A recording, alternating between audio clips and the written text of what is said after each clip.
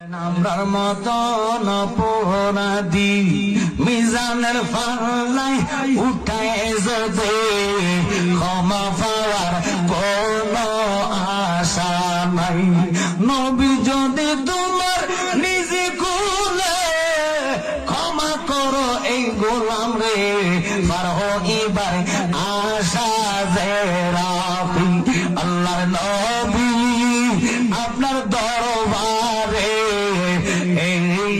স্বামী নবী وكانوا قوما عالين فقالوا أنؤمن لبشرين مثلنا وقومهما لنا عابدون فكذبوهما فكانوا من المهلكين ولقد آتينا موسى الكتاب لعلهم يهتدون وجعلنا ابن مريم وأمه آية وآويناهما